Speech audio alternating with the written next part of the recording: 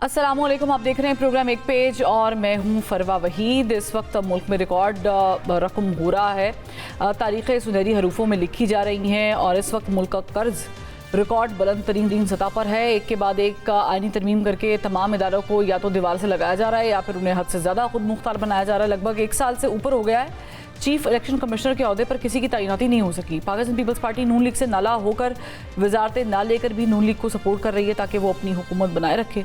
उधर पाकिस्तान तहरीक इंसाफ क़यादत को चुन चुन कर जेल में डाला गया, जीबी में उन्हें कैंपेन नहीं करने दी गई। हुकूमती इत्तेहाद पीपल्स पार्टी खुद धांधली के इल्ज़ाम लगा रही है, मगर उस सब के बावजूद हुकूमत बनाने के लिए अक्सरियती जमात भी बन गई है। इस वक्त मुल्क में PTI की सियासी स्पेस ख़त्म करके उसे दीवार से लगाया जा चुका है। मुल्क की सबसे बड़ी जमात जो अपोजिशन में भी सबसे बड़ी है, मगर अपोजिशन लीडर उस जमात का मौजूद नहीं है, कहीं और से है। और कमेटियों में भी वो जमात जो है अपनी नुमाइंदगी नहीं कर रही, यानी कमेटियाँ बगैर अपोजिशन की चल रही हैं।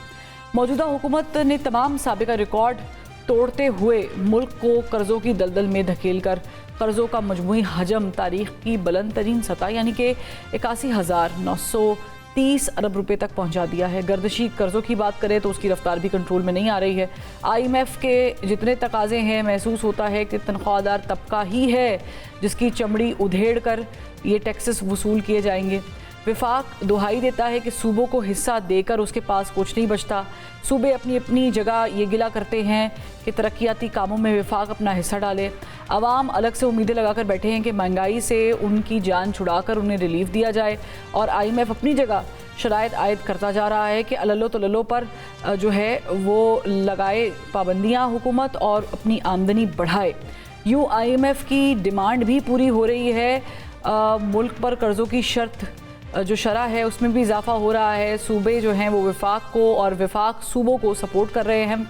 तमाम सियासी जमातें भी एक दूसरे को सपोर्ट कर रही हैं, मगर अवाम उनके लिए ना तो अपोजिशन है ना ही हुकूमत के कोई इक़दामात हैं।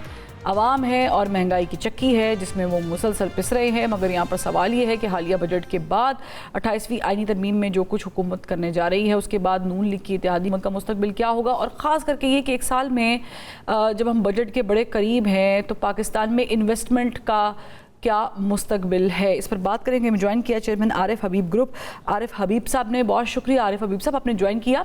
अगर हम फैक्ट्स एंड फिगर्स की बात करें तो लगभग इस वक्त सिचुएशन ये है कि $2.22 बिलियन अगर पाकिस्तान से गए हैं तो उससे थोड़े से ही ज़ायद पाकिस्तान में इस वक्त आए हैं, $2.46 बिलियन। बिजनेस के पॉइंट ऑफ व्यू से हमें ये लग रहा था कि जिस तरीके से लास्ट ईयर पाकिस्तान ने मार्का मारा है, मार्का हक के बाद इन्वेस्टमेंट ज़्यादा आएगी। क्या वजूहात हैं कि ये और सप्रेस्ड होती जा रही है? सबसे बड़ी वजह तो ये है कि पाकिस्तान में जो है कॉस्ट ऑफ प्रोडक्शन हाई है, इंटरेस्ट रेट्स हाई है और टैक्स रेट्स हाई है। तो पाकिस्तान जो है वो एक कोई अच्छा प्रॉफिटेबल इन्वेस्टमेंट डेस्टिनेशन नहीं बन पा रहा है। तो उसकी वजह से न सिर्फ बाहर से कोई इन्वेस्टमेंट आ रही बल्कि लोकल भी जो है वो ऐसे इन्वेस्टमेंट करने के लिए उनको कोई अट्रैक्शन नजर नहीं आ रहा है। तो जब तक ये चीज़ ठीक नहीं होगी उस वक्त तक आई बिलीव कि जो है नई इन्वेस्टमेंट नहीं। फिर ये है कि पाकिस्तान के पास जो है ऑलरेडी अनयूटिलाइज प्रोडक्शन कैपेसिटीज मौजूद है मुख्तलिफ सेक्टर्स में। पहले तो उनका इंश्योर करना चाहिए कि वो पूरी तरीके से इस्तेमाल हो। जब वो पूरी तरीके से इस्तेमाल होंगी तो फिर नई इन्वेस्टमेंट का जो है वो केस बनेगा। फिर ओवरऑल लोगों की कुव्वत खरीद भी जो है वो भी जो इम्पेयर्ड है।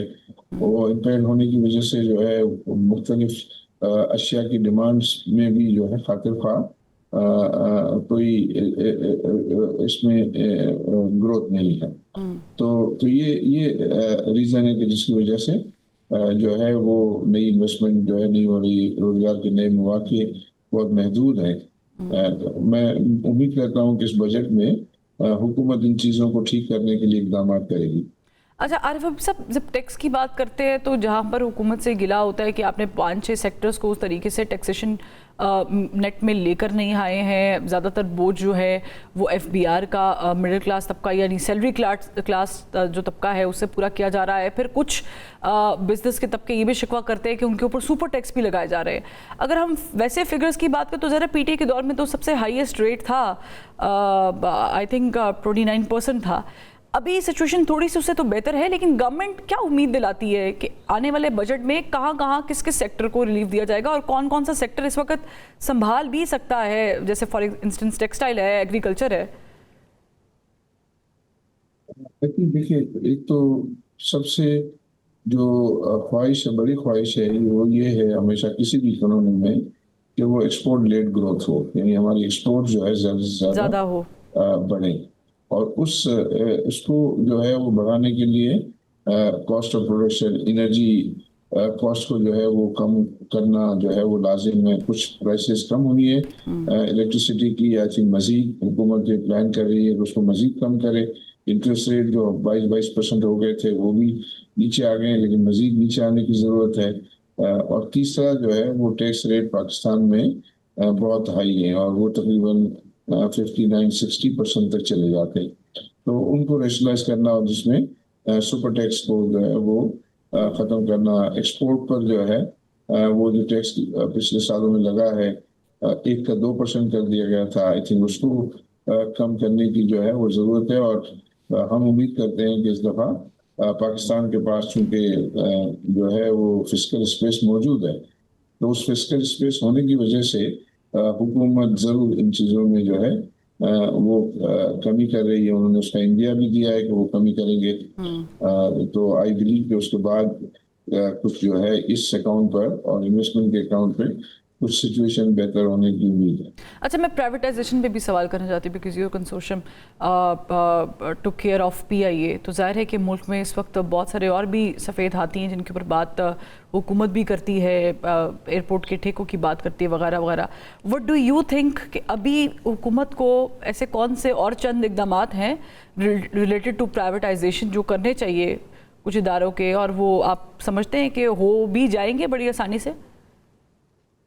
جی، آئی تھنک اس پہ جو ہے پرائیویٹائزیشن کمیشن کام کر رہا ہے اور اب وہ ڈسکورس پر کام ہو رہا ہے.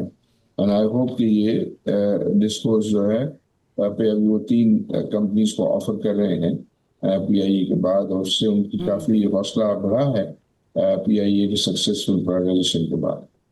تو امید کرنی چاہیے کہ حکومت جو ہے وہ اسٹریک پر رہے گی، اور اسٹریک پر رہے گی تو ایک تو یہ گورنمنٹ جو ان کمپنیز کے لاسز ہیں وہ سے بچ جائے گی، اور پھر وہ کمپنیز پرائیویٹ سیکٹر میں جائیں گی تو آئی تھنک زیادہ ایفیشینٹ ہو جائیں گی، پروفیٹیبل ہو جائیں گی. پروفیٹیبل ہوں گی تو گورنمنٹ کو ٹیکسز بھی اس پر ملنا جو ہے وہ شروع ہو جائیں گے. تو یہ تو ایک کنسنسس ہے تمام اسٹیک ہولڈر کا کہ privatisation is the way to go, اور اس کے اوپر جو ہے وہ جتنا افیکٹو جلد امپلیمنٹیشن ہو وہ ہماری اکنامی کے لیے اچھا ہے. آپ انٹرسٹڈ ہوں گے اگر گورنمنٹ دوبارہ سے کسی ادارے کو پرائیویٹائزیشن کی طرف لے کر جاتی ہے؟ Would you like to do that one more time? اس میں دیکھیں، ہم چونکہ کیپٹل مارکیٹ میں بیٹھے ہیں تو ہمارے پاس جو ہے وہ ایک انویسٹرز کی جو ہے وہ بینک ہے. وہ انویسٹرز جو ہیں وہ اچھی انویسٹمنٹ اپرچونیٹیز کی تلاش میں ہوتے ہیں. اور آپ کے حساب سے کوئی ادارہ اسپیسیفک ہے جس میں آپ کا انٹرسٹ ہے اس وقت ڈیولپ ہے؟ ابھی تو کوئی اسپیسیفک نہیں ہے، بٹ اگر جو بھی ایسی کوئی آفرز آئیں گی، ابھی یہ جو ڈسکورس وغیرہ ہیں وہ آلریڈی پرائیویٹائزیشن کمیشن اس کی پریزنٹیشن کر رہی ہے اور اس کو ہماری ٹیم اب ایویلویٹ کر رہی ہے. وہ ایویلویٹ کرنے کے بعد پھر وہ ڈیسائیڈ کریں گے اور کنسورشیم بنائیں گے، اور کنسورشیم میں تو ہم بھی شامل ہوں گے. ٹھیک ہے. عارف ابو صاحب، ہم نے ریسنٹلی ایک میں دورے کا ذکر ظاہر کمپیریزن بنتا تو نہیں ہے لیکن بہت ضروری ہے، جب ٹرمپ نے وزٹ کیا چائنا کا تو ان کا ایک بڑا زبردست قسم کا ڈیلیگیشن کے ساتھ گیا تھا جو کہ بزنس سے ریلیٹڈ تھا. مختلف شعبے تھے جن کے ریلیٹڈ سی ای اوز ان کے ساتھ گئے تھے چائنا کے لیے for the sake of business, اور یہ نارمل چیز ہے. وزیر اعظم نے بھی اس کے بعد چائنا کا دورہ کیا، کچھ معاہدے وہاں پر وہ کر بھی آئے. Pakistan being Pakistani business man, آپ کو کیا لگتا ہے کہ گورنمنٹ کس حد تک پروموشن کر رہی ہے انٹرنیشنلی، یا جو اس لیول کی ایم او یو سائن ہوتے ہیں اس میں کتنا فائدہ ابھی تک پہنچا ہے آپ کو؟ آئی تھنک ابھی جو پرائم منسٹر گئے تھے اس میں تو وہ کچھ بزنس مین اپنے ساتھ لے گئے تھے، جی جی، اور جو ریلیونٹ بزنس مین تھے جو اس شعبے سے تعلق جن کا تھا، اور جنرلی وہ جو مختلف ہمارے جو پرائم منسٹرز ہوتے ہیں وہ اکثر ان کو لے جاتے ہیں، لیکن وہ صرف ایک لے جانا تو کافی نہیں ہے، اس کے بعد اس کا فالو اپ جو ہے وہ بہت میٹر کرتا ہے، کہ جو لوگ گئے انہوں نے اپنے جو کانٹیکٹ اسٹیبلش کیے، اس کے بعد ان کا فالو اپ ہوا، اور فالو اپ ہوا افیکٹو فالو اپ ہو تو پھر جا کے اس کے نتائج حاصل ہوتے ہیں، تو اس میں پاکستان ذرا لیک کرتا ہے فالو اپ میں، تو فالو اپ جو ہے وہ کا سسٹم اچھا ڈیولپ ہونا چاہیے حکومت کی سائڈ سے بھی اور پرائیویٹ سیکٹر کی سائڈ سے بھی۔ ٹھیک، اچھا کل میرے پروگرام میں اشفاق طولہ صاحب تھے، انہوں نے کہا کہ یہ شاید ایک تھاٹ پریویل کر رہا ہے ود ان دا کوریڈورز کے اگلے سال شاید ہم آئی ایم ایف کی طرف نہ جائیں، ہمیں کچھ اور اس کا متبادل سوچنا پڑے گا کہ ہم اس کے چنگل سے نکلیں۔ اب let's hope and let's see کہ گورنمنٹ اس کے لیے کیا دوسرا راست تیار کرتی ہے۔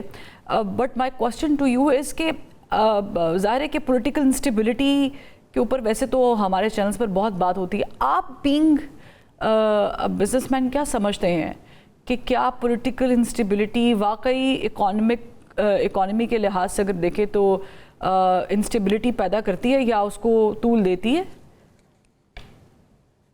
دیکھیے ابھی جو پاکستان میں سسٹم چل رہا ہے وہ تو ہائیبرڈ سسٹم چل رہا ہے، اور ہائیبرڈ سسٹم یہ سکسیسفل ہائیبرڈ سسٹم جو ہے وہ چل رہا ہے، لیکن دا لانگ رن جو ہے وہ اس پہ یہ بہت ضروری ہے کہ اگر ہم ڈیموکریسی چاہتے ہیں تو وہ پھر جتنے بھی الیکٹڈ لوگ ہیں وہ اپنے ووٹرز کو جواب دے ہوں، تو ووٹر کو جواب دے تو جب ہوں گے جب ریئل ڈیموکریسی جو ہے وہ ہوگی، اور اس سے جو اسٹیبلش طریقہ ہے اس سے پرفارمنس آتی ہے، اور اس سے جو ہے وہ بہتری آتی ہے، تو اس کو جو ہے وہ پاکستان کو آئی تھنک اچیو کرنے میں وقت لگے گا۔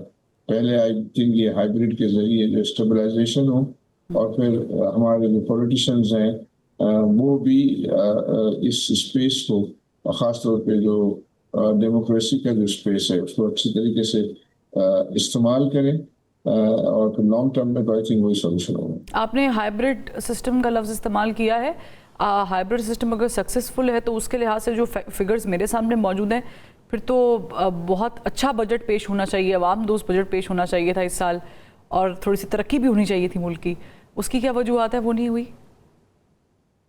وہ آئی تھنک اس بجٹ میں آپ اس ڈائریکشن میں دیکھیں گے کیونکہ پاکستان کی جو فسکل پوزیشن ہے وہ بہت خراب ہو گئی تھی، اور اس کو اب انہوں نے اسٹیبلائزیشن کے ذریعے ٹھیک کیا ہے، یہ آئی ایم ایف کی جو سارے کنڈیشنلٹیز تھی، لیکن اس کی وجہ سے لوگوں پہ بوجھ پڑا ہے، لوگوں کے اوپر جو سبسڈیز وغیرہ پریویسلی تھی وہ سب ختم ہو گئی، ودرا ہو گئی، تو ان کے اوپر بوجھ پڑا، اور جو شروع میں اکنامک حالات خراب ہوئے تھے تو انفلیشن ریٹ بہت ہائی ہو گئے تھے، پھر انفلیشن ریٹ نیچے آ گئے، لیکن جو پچھلی مہنگائی ہو گئی تھی اس کا بوجھ جو ہے وہ جاری رہا، تو عام آدمی جو ہے وہ آپ کو مشکل میں نظر آتا ہے۔ اس کی ایک وجہ یہ بھی ہے کہ لوگوں کو چونکہ روزگار کے اچھے مواقع نہیں ہیں، روزگار کے ایڈیشنل مواقع نہیں ہیں، یعنی آپ کہہ رہے کہ پچھلے ادوار سے this hybrid system is working good?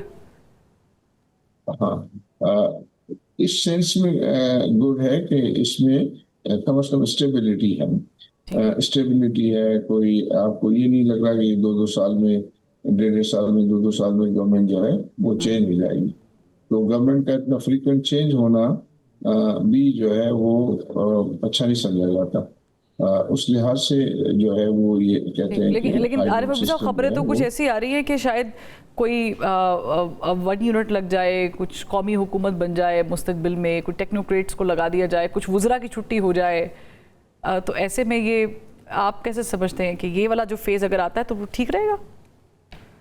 ہاں، آئی تھنک یہ اس فیز میں تو یہ ہے نا کہ کم از کم کسی کنٹرول تو ہے، آؤٹ آف، یعنی ہم بالکل اس میں جاتے ہیں تو آؤٹ آف کنٹرول ہو جاتا ہے، آؤٹ آف کنٹرول ہو جاتا ہے، پولیٹیکل جو سیٹ اپ ہے یا پولیٹیکل सिस्टम जो है वो पूरी तरीके से वर्क नहीं कर रहा होता।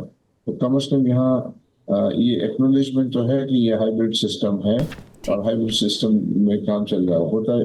प्रीवियसली ऐसा होता था कि कहते हैं कि हाँ डेमोक्रेसी है, बट वो डेमोक्रेसी नहीं होती थी और एस्टेब्लिशमेंट और जो पॉलिटिशियंस हैं वो एक दूसरे के आमने सामने भी खड़े रहते थे। तो आमने सामने जब खड़े रहते थे तो उससे स्टेट का नुकसान होता था।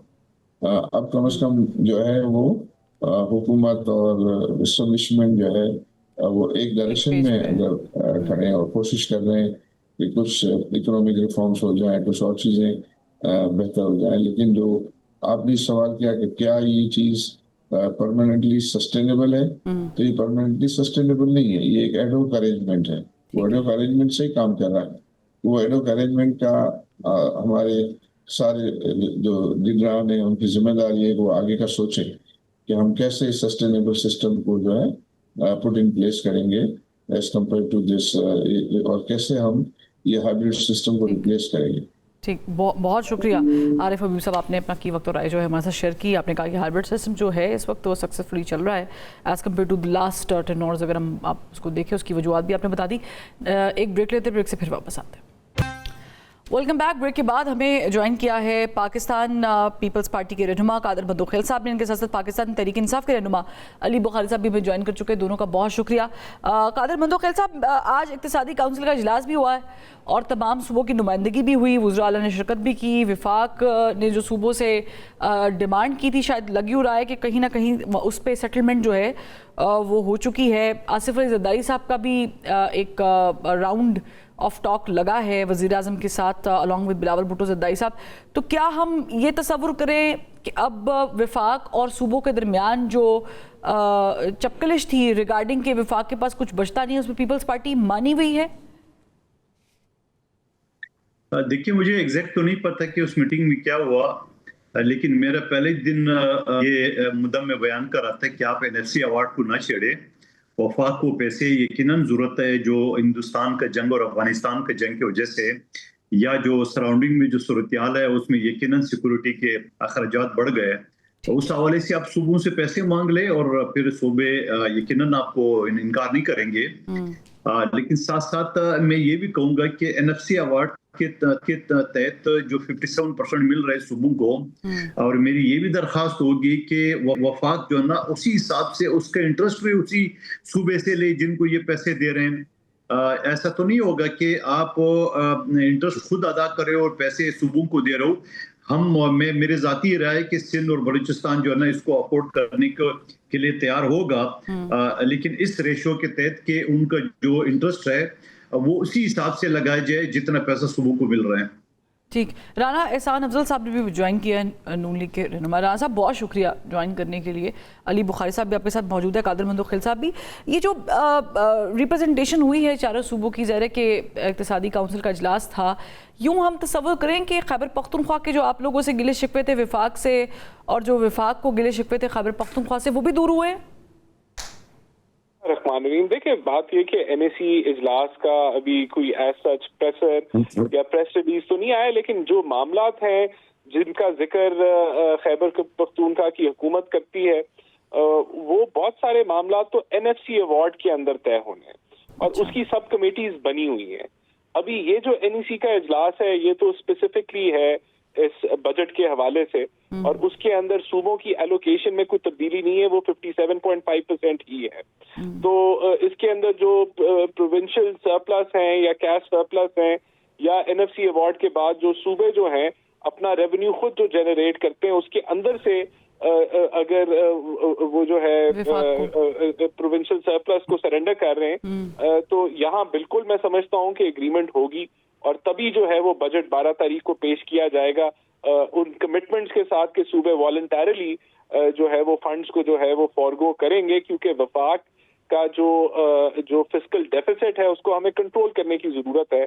हम IMF प्रोग्राम में है, हमें प्राइमरी सरप्लस देना है, और अगर वफाक जो है वो अगर फाइनेंशियल स्ट्रेन में होगा तो उसका फायदा किसी भी सूबे को नहीं होगा, उसका नुकसान पूरे पाकिस्तान में होगा।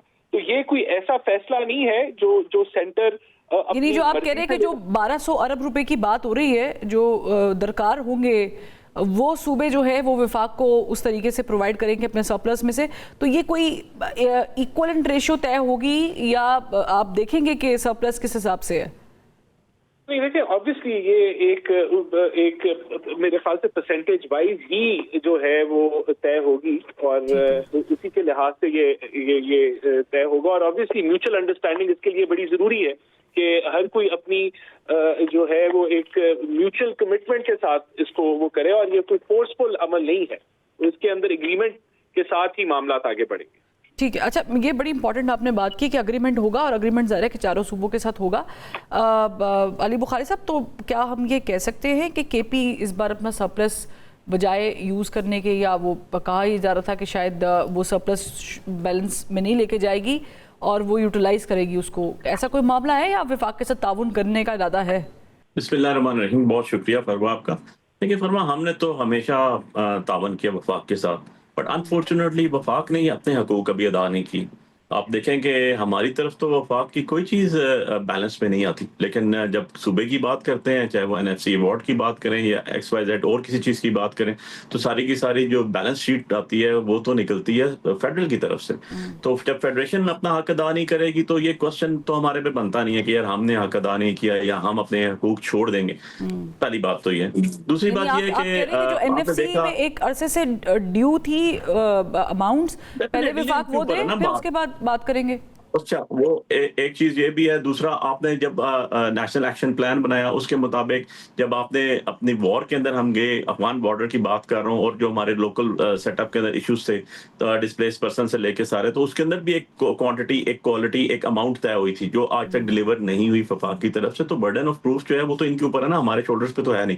نمبر 2 چیز یہ آتی ہے کہ ایک اور بڑی مین اسپیکٹ ہے یہ ساری چیزیں، کیونکہ آپ چین سے چین ہم ملائیں نا تو آپ کو جی بی کے الیکشنز، اس کے بعد پھر بجٹ اجلاس 5 تاریخ سے 12 پہ آنا، پھر 10 تاریخ کو دوبارہ ایمرجنسی میں اجلاس بلا لینا قومی اسمبلی کا اور وہ ساری چیزیں، اور آج اقتصادی کونسل کی میٹنگ ہونا، یہ ساری کی ساری ایک دوسرے کے ساتھ ملی ہوئی نظر آتی ہے نا. انفیکٹ اگر میں جی بی کے الیکشن سے بات کروں تو نورا کچھ ہی سمجھوں نا اس کو میں کہ یہ چیزیں سیٹل ہو گئی، اس طرح ہم نے کرنا ہے، اس طرح ہم نے کرنا ہے. ہاں گڈ کاپ بیڈ کاپ کھیل رہی ہیں. اوبیسلی اس میں نے تو آپ کو چین ٹو چین ملائی ہے نا. یا تو مجھے اس کو ڈینائی کر دیں کہ جی یہ ساری چیزیں وقوعات یا واقعہ میں نے پاس سے بنا لی ہیں، نہیں، یہ ٹروتھ ہے. اور جب ٹروتھ ہو جاتا ہے، ایک چیز آ جاتی ہے، اس کو آپ پروف آف جو برڈن ہے وہ آپ کا چلا گیا گورنمنٹ کے اوپر، سٹنگ گورنمنٹ کے اوپر. اسی کے الائنس ہے پیپلز پارٹی، ان کی تقاریر سنیں اور جو پروگرامنگز چل رہی ہیں، جو ڈیٹس دی گئی، میں نے جیسے دوبارہ ریپیٹ کرتا ہوں، 5 تاریخ کو بجٹ اجلاس تھا، 12 پہ چلا جاتا ہے. 7 کو الیکشن ہو جاتے ہیں جی بی کے، 10 کو دوبارہ ہنگامی اجلاس طلب کر لیا جاتا ہے اور اس کے بعد اقتصادی کونسل کی میٹنگز ہو جاتی ہیں. تو ساری چیزیں یہ جو ہے نا انٹر لنکڈ ہے ود ان سب چیزوں کے ساتھ. مور ایور آپ دیکھیں گے یہ پچھلے 4 سال کو میں لے آتا ہوں، تو یہ جو ہائبرڈ نظام ہے نا، جس کو یہ ہائبرڈ نظام اور بڑا فراخ دلی سے اور خوش دلی سے کہتے تھے، یہ پاکستان کی تاریخ کا فلاپ ترین عرصہ گزرا ہے. میں اپنی بات نہیں کر رہا ہوں، اکانومسٹ کی بات کر رہا ہوں، جو آپ لوگوں کے پروگرام میں بیٹھ کے بات کر رہے ہوتے ہیں کہ 1947 to 2026 یہ 4 سال پاکستان کی معیشت کا بدترین سال رہے ہیں. میں اپنی بات نہیں کر رہا ہوں، دوبارہ اس کو اگر میں فیکٹس اینڈ فگرز کروں تو میرا خیال سے سب سے زیادہ جو ٹیکس اور سرپلس سپر ٹیکس لگے ہیں بزنس کے اوپر، وہ پاکستان تحریک انصاف کے نہیں سر، پاکستان تحریک انصاف کے دور حکومت میں نہیں بالکل بھی ایسے نہیں ہے. اب میں آگے آتا ہوں، اب میں اس کی بات کو بڑی ہائی اسپیڈ پہ جی میں اب اپنی بات کو آگے بڑھا دیتا ہوں. اس ٹائم آپ کے جو آپ کے پر کیپٹل انکم تھی وہ کدھر تھی اور آج کدھر ہے، ٹھیک ہے. اس کے بعد آپ پرائسز پہ لے کر آ جاتا ہوں. اب آپ نے ایک بات کی میں اس کو آگے لے جاتا ہوں. میں اپنی بات نہیں کی، میں واپس آتی ہوں. میں صرف اپنی چیز ایڈ کر دوں، میں نے اپنے الفاظ کوڈ نہیں کیے تھے، میں نے اکانومسٹ کے الفاظ کوڈ کیے تھے. اور اب تو میں کہتا ہوں کہ آپ کو ہائبرڈ سے ایک سٹیپ آگے چلنا پڑے گا، تو آپ کو ای وی سسٹم پہ لے کے آنا پڑے گا. One more thing which I would like to add here as a Pakistani, یہ ہمیں 1 پیج کی ضرورت نہیں ہے، ہمیں سنگل پیج پہ ہونے کی ضرورت نہیں ہے. ہمیں ضرورت ہے اپنے لیگل آربٹس میں رہ کے کام کرنے کی. چیزیں آٹومیٹکلی صحیح ہو جائیں گی. عوام کی حکومت ہوگی، عوام حکومت کرے، جس کو لے کر آئے وہ بیٹھے گا، وہ عوامی پالیسیز بنائے گا، ملک آگے چلے گا. نہیں اگر بنا سکے گا، لوگ اس کو ریجیکٹ کریں گے، دوسرے کو لے کر آئے گا. الٹیمیٹلی ہمیں ای وی سسٹم کی بھی ضرورت نہیں پڑے گی، کیونکہ اب تو ای وی سسٹم ٹھیک ہے. ایک بریک لیتے ہیں، بریک سے جب واپس آئیں گے تو پھر اس موضوع کو مزید ڈسکس کریں گے. Welcome back. मंदोखिल साहब, आप लोगों से कुछ देर पहले मेरे साथ आरिफ हबीब साहब मौजूद थे। When I asked him a question about political instability, तो उन्होंने कहा जो हाइब्रिड सिस्टम इस वक्त लगा हुआ है ये सक्सेसफुल है। तो जिस हाइब्रिड सिस्टम की मुखालिफत अली बुखारी साहब कर रहे हैं, आरिफ हबीब साहब जो कि खुद एक बिजनेसमैन है, उन्होंने इसकी थोड़ी सी तायद की है। उन्होंने कहा ये अच्छा एक सिस्टम है, एक पेज वाला। बट कादिर मंदोखिल साहब, coming to you, peoples party पे ये क्यों इल्ज़ाम लग रहा है कि पीपल्स पार्टी को जो है वो जीबी मिल गया है, they are eyeing for Kashmir as well, और फिर उसके बाद जो सारे मामलात हैं वो हल हो जाएंगे? आप लोगों की कोई उस तरीके से रेजिस्टेंस नहीं सामने आ रही है बिफोर द बजट? तो मामला तय हो गए हैं आपके यानी एनएफसी पर? देखिए, ये बातें तो वही है जो पीटीआई वाले कर रहे हैं, हमारे अली बुखारी साहब कर रहे हैं। इन बातों के अलावा इनके पास सब है क्या? मुझे अली बुखारी साहब जीबी की 24 नशिस्तों में एक कभी फॉर्म 45 दिखा सकते हैं? चैलेंज करता हूँ। और मैं 2 दिन से पीटीआई के जो साथी मेरे साथ बैठते हैं, मैं उनको यही कहता हूँ कि आप लेके आओ फॉर्म 45। देखिए, जीबी पीपल्स पार्टी का था और रहेगा। अलबत्ता मुस्लिम लीग नून ने शहबाज रजा के साथ मिलके बहुत कुछ किया है। गिलगित बल्तिस्तान का जो मौजूदा स्टेटस है, असम्बली का, गवर्नर का, वज़ीर आला का, ये आसिफ अली जरदारी साहब ने 2009 में दिया है। गिलगित बल्तिस्तान को जो सब्सिडी मिल रही है गंदम की मद में, वो शहीद जुल्फकार अली भुट्टो ने की, जो आज भी मिल रही है। गिलगित बल्तिस्तान के लाखों लोग कराची में रोजगार, कारोबार और पार्टी के ओहदेदार है। ये सारी चीजों को एक तरफ रखे आपने इसके साथ जोड़ दिया कि चूंकि बजट आ रहा है। आप मुझे बताओ, गिलगित बल्तिस्तान ने तारीख में पहली मर्तबा सरकारी पार्टी को रिजेक्ट किया है। ठीक है, आप तारीख उठा के देख लें। मैं फिर इस पे हक बजानिब हो कि मैं राना साहब को भी इन्वॉल्व कर लूं। आपने कहा कि पहली दफा ऐसा हुआ है, तो फिर राना साहब, ये जो इतना चेंज आया है कि विफाक में गवर्नमेंट है, नून लीग की जीबी में, अब अगर नून लीग की गवर्नमेंट नहीं होती और फॉर इंस्टेंस कश्मीर में इलेक्शन होते हैं और जो जितनी कॉन्फिडेंस में है पीपल्स पार्टी, हालांकि मुझे आपके ही एक पार्टी के क्या कहते हैं, एक सिटिंग मिनिस्टर ने बताया कि हमने तो 5 सीटें दी हैं पीपल्स पार्टी को, हम we could have fought over that, लेकिन हमने तो दी हैं कि चले जाने देते हैं। यानी कि नून लीग का थोड़ा सा रवैया इस तरह का भी है। तो आप ये इसको नेक शुगून समझ रहे हैं, अच्छी कैंपेन समझ रहे हैं, एक अच्छा सेटलमेंट समझ रहे हैं? मैं समझता हूं कि पीपल्स पार्टी के जो अरकान हैं, जो एक ये धांधली का रोना रो रहे हैं, अफसोसनाक है। क्योंकि वैसे तो they are the single largest party जो जीबी में जीती है, और उसकी बुनियाद शायद इनकी आला कारकर्दगी जो जैकबाबाद में, लारकाना में, सक्खर में, हैदराबाद और कराची को जिस तरह बेहतरीन तरक्की की राह पे ये लेके गए हैं, जिस तरह बलूचिस्तान में इनकी गवर्नेंस है, तो शायद इसी से इम्प्रेस होके जीबी की अवाम ने जो है वो इनको लार्जेस्ट पार्टी जो है वो वोट डाल के बनाया है। तो इनको तो खुश होना चाहिए, लेकिन अभी भी अगर ये चीखें मार रहे हैं और कोई धांधली का रोना रो रहे हैं, तो इट शोज के इनकी स्पोर्ट्समैन स्पिरिट कैसी है। बहरहाल सब ऐसे नहीं बोलते, लेकिन चंद लोग इनके जो हैं वो जरूर इस तरह की बातें कर रहे हैं, लेकिन मैं तो इनको मुबारकबाद दूंगा। लेकिन राना साहब, मैं अगर आपसे पूछूं, अभी तो ज़ाहिर है कि एक मार्का और रहता है कश्मीर का, and before that the government needs to settle down a lot of things with Jack also. जी, बातचीत के दरवाजे तो खुले हैं ना, पॉलिटिकल रास्ते पे तो आप बातचीत कर सकते हैं, उस पर तो कोई डिनाइल ही नहीं है, हर चीज डिस्कस की जा सकती है। लेकिन मॉब मेंटालिटी और एजेंडा हो पीछे, और पीछे से पूरा एक चीजों को असले हो और आप अदारों पे हमला करें, ये एक्सेप्टेबल नहीं है और ना ये एक्सेप्टेबल होगा। और बहरहाल हम समझते हैं कि अमन आएगा, और आ रहा है अमन आजाद जम्मू कश्मीर में, इसको इंश्योर किया जाएगा। और मॉब मेंटालिटी के लिए कोई जगह नहीं है कि जहां आप जो है वो सड़कें बंद करके, तबाही मचा के, अदारों पे हमला करके आप चीजें, अगर आप डिक्टेशन देना चाहते हैं, जब इलेक्शंस आ रहे हैं आप उसका हिस्सा बने। आप देखें ना, आपके अभी तो इलेक्शंस का टाइम है, जुलाई में इलेक्शंस है, तो आप अपनी जितनी भी ग्रीवेंसेज हैं आवाम के पास लेके जाओ और इलेक्शन लड़ें। लेकिन आप उस चीज को इस्तेमाल नहीं करना चाहते, आप सिर्फ फसाद क्रिएट करना चाहते हैं, तो that will not be tolerated. ठीक, कादिर मंदोखिल साहब, आपने पॉइंट सुन लिया है? जी बिल्कुल पीपल्स पार्टी ये समझती है कि डायलॉग पे यकीनन जो चीजें जरूरी है, जहां दहशतगर्द अनासर हो, जहां रॉ की इन्वॉल्वमेंट हो, सारी चीजों को रोकने के लिए भी यकीनन हुकूमत इक़दाम उठाएगी। मगर दोबारा मैं कहूंगा कि एहसास इलाकों में थोड़ी सी एहतियात की भी जरूरत होती है और डायलॉग के दरवाजे खुले रखने चाहिए। दूसरी बात जो राना साहब बता रहे थे कि बलूचिस्तान में इनकी परफॉर्मेंस, बलूचिस्तान में आप हमारे साथ برابر کی حکومت ہے.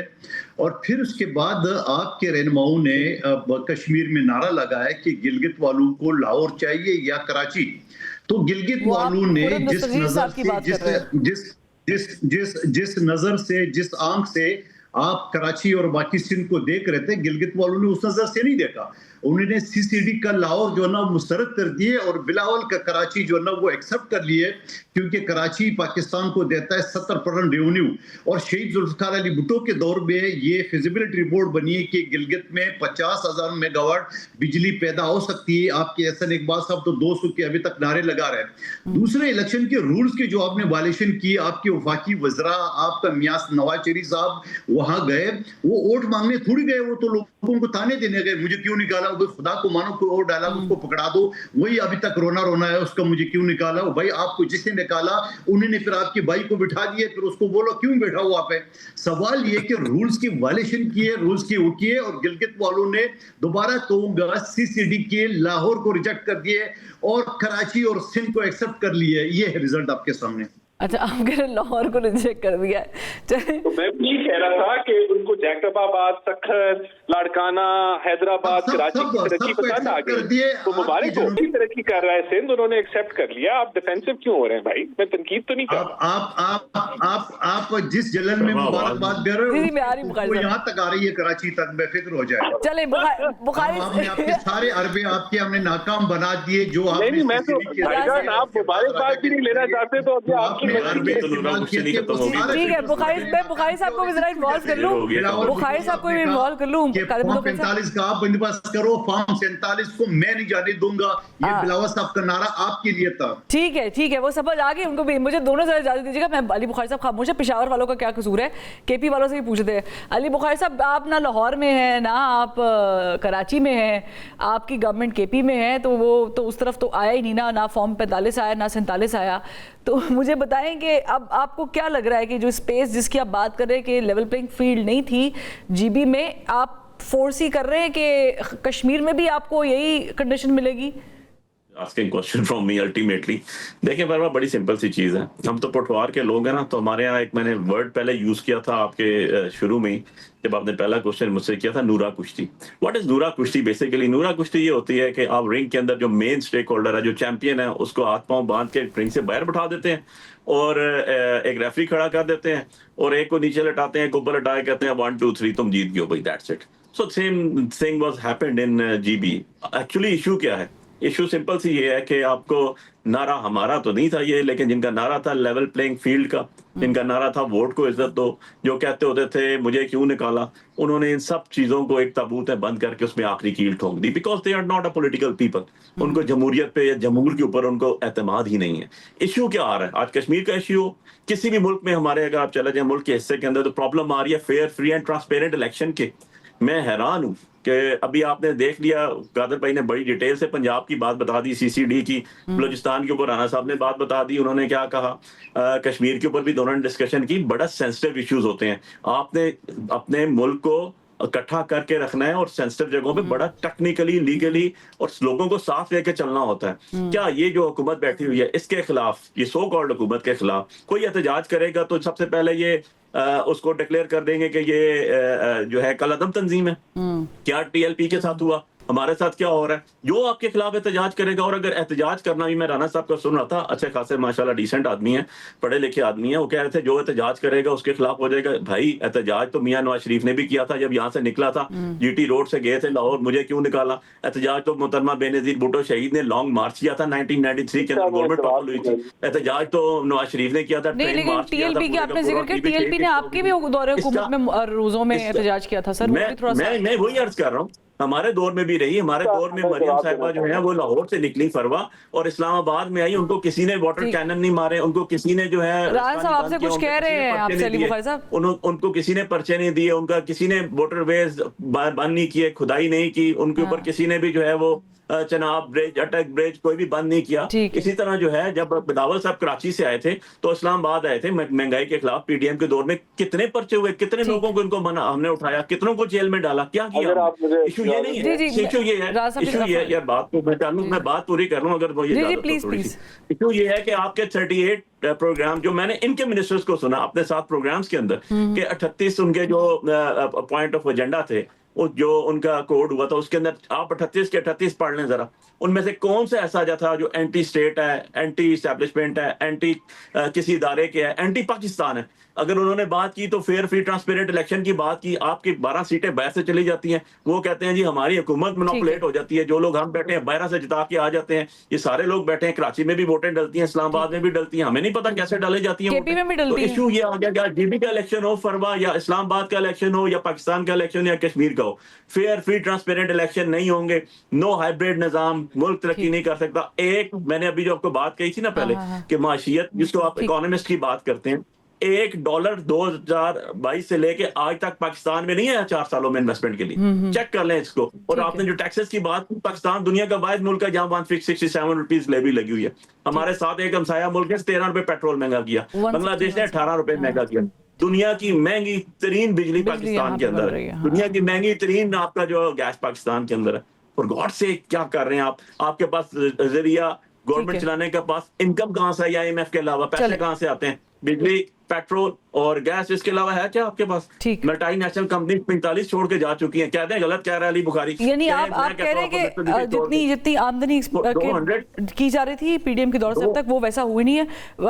آپ کی بات کا کچھ راز صاحب سمپل سی چیز ہے، اس میں میں نے کوئی بات ایسی نہیں کی جس میں آپ کہیں کہ یار یہ کوئی میں نے خالی پی ٹی آئی. رانا صاحب wants to add something, آپ کو کچھ کہنا چاہ رہے ہیں علی صاحب کہ یار آپ لوگ اپنی نورا کشتی کرتے کرتے ملک کو کہاں لے کر وہ جا چکے ہیں؟ کون سی جمہوریت کا آپ پرچار کر رہے ہیں؟ کون سے آپ اچھی خاصی چارج شیٹ علی بخاری صاحب آپ کی. راز صاحب کوکلی دیکھیں اس کا تو بڑا سمپل سا جواب ہے. آپ پی ٹی آئی سے کوئی اور بیانیہ ایکسیپٹ تو کر نہیں سکتے کیونکہ پی ٹی آئی خود اداروں پہ حملہ آور ہوئی. 9 مئی کو انہوں نے جلاؤ گھراؤ کیا، فوجی تنصیبات کے اوپر حملہ آور ہوئے. تو یہ تو بغاوت چاہتے تھے اس ملک کے اندر. پھر آپ نے دیکھا کہ جب بھی یہ باہر نکلتے ہیں جلاؤ گھراؤ کے علاوہ اور توڑ پھوڑ کے علاوہ ان کو کچھ نہیں آتا. تو یہ تو موب مینٹالٹی میں بلیو کرتے ہیں. ان کو موقع ملا تھا کہ جب وہ صدر آئے ہوئے تھے بیلاروس سے تو یہ اسلام آباد پہ حملہ آور ہو گئے اور پہلی دفعہ ٹیئر گیس اور ساری چیزیں لے کے ان کی کوشش تھی کہ ہم اسلام آباد پہ قبضہ کر لیں گے. انہوں نے کے پی کے کی صوبے کی جتنے وسائل تھے استعمال کیے. تو یہ تو یہی کہیں گے، یہ تو انہی چیزوں کو پروموٹ کریں گے کہ جس سے انارکی پھیلے گی. دیکھیں بات چیت میں تو پھر بتا رہا ہوں کہ یہ تو وہ جماعت ہے جو جمہوری بات کرتی ہے، لیکن نیشنل اسمبلی کی قائمہ کمیٹیز تو انہوں نے استعفیٰ دیا ہوا ہے، باہر بیٹھے ہوئے ہیں. ہاں جی، بغیر ان کے چل رہی ہے کمیٹیز. ہاں ان کو تو جمہوریت ان کے لیے یہ ہے کہ سڑکیں بند کر دو، صوبے بند کر دو، رستے بند کر دو. لیکن وہ علی بخاری صاحب کا سوال رانا صاحب آپ سے یہ تھا، میں چاہوں گی کسی اور پروگرام میں بھی آپ لوگوں کو موضوع کیا جائے تاکہ کھل کے اس پہ بات ہوئی. وہ یہ تھا کہ اس کے بعد پھر آپ لوگوں نے کتنی ترقی کی، اور یہ کوشچن شاید کسی بھی عام پاکستانی کا بھی ہے کہ پی ڈی ایم کی گورنمنٹ سے اب تک آپ لوگوں نے کہاں کیسے کیسے فائدہ جو ہے پہنچایا، کتنی انویسٹمنٹ ملک میں آئی ہے. لیکن میرا بہت شکریہ، رانا احسان افضل صاحب موجود تھے، قادر مندوخیل صاحب، علی بخاری صاحب، تینوں کا بہت شکریہ. پروگرام کا وقت ختم ہو گیا، کل ملاقات کرتے ہیں. اللہ حافظ.